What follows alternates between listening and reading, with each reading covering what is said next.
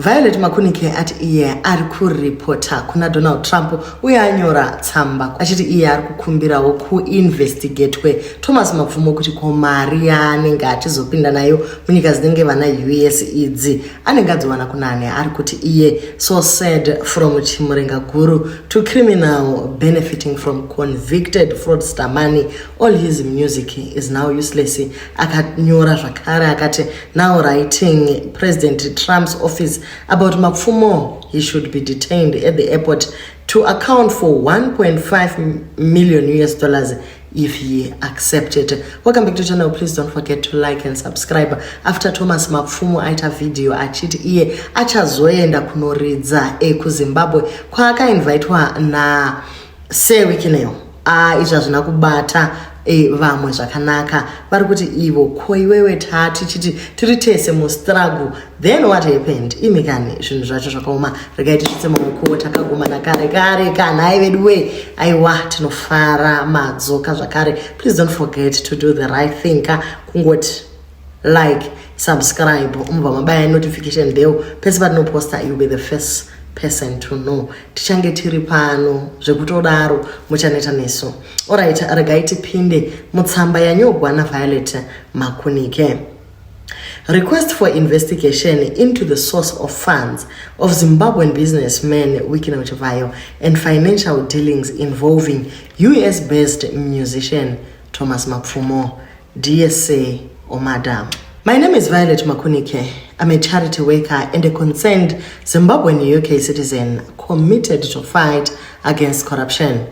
I respectfully request that the relevant US authorities consider reviewing publicly reported financial dealings involving controversial Zimbabwean businessman Wikina Chivayo and Zimbabwean musician Thomas Mapfumo, who is reportedly permanent resident in the US. Mr. Chivayo has attracted significant public attention in Zimbabwe due to his extravagant displays of wealth.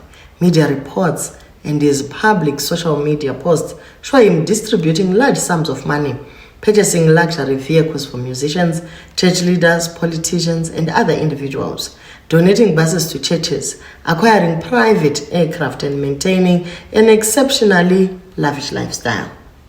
Given Zimbabwe's prolonged economic challenges and persistent allegations of corruption involving public resources, some Zimbabweans, including myself, have raised concerns regarding the source of Mr. Chivayo's wealth. These concerns have been amplified by reports of his involvement in government contracts and by his previous appearances before the courts in relation to fraud-related matters. I appreciate that allegations alone do not establish wrongdoing, but I believe they warrant appropriate scrutiny by the relevant authorities where there may be a US nexus.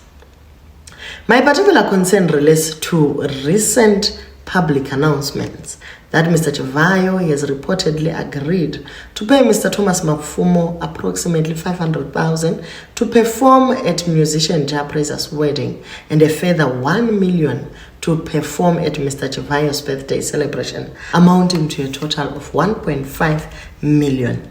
A publicly circulated video appears to show Mr. Mapfumo confirming that he intends to travel from the US to Zimbabwe to perform at these events.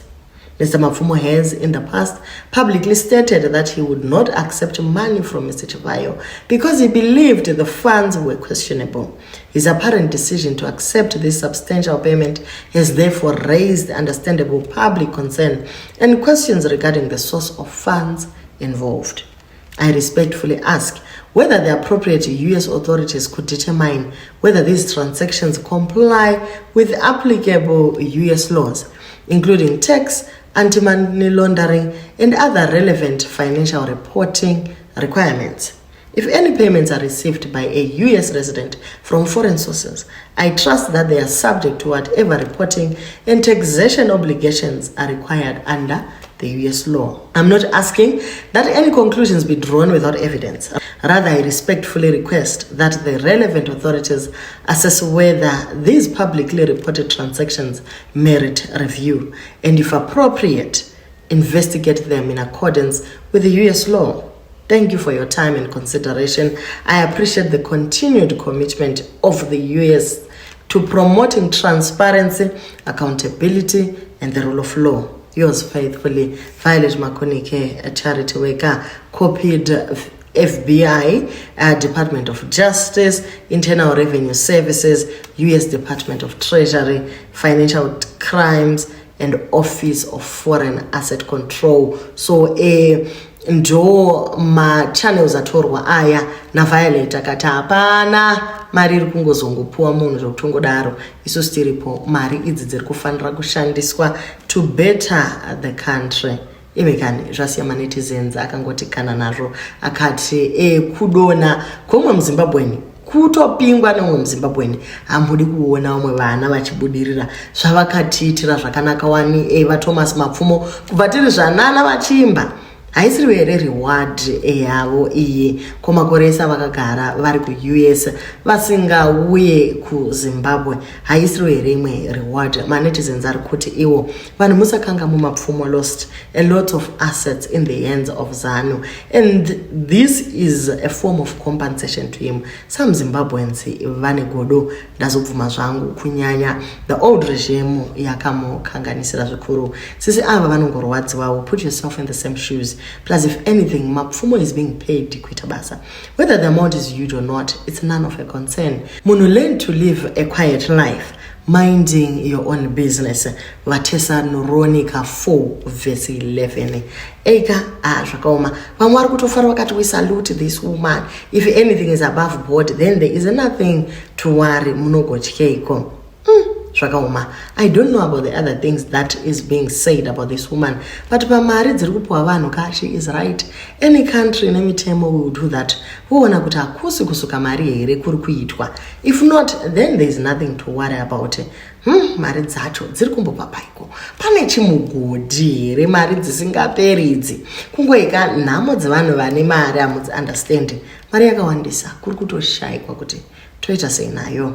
I do not support corruption, but I do support the legend to be paid. History in the making. History making in life.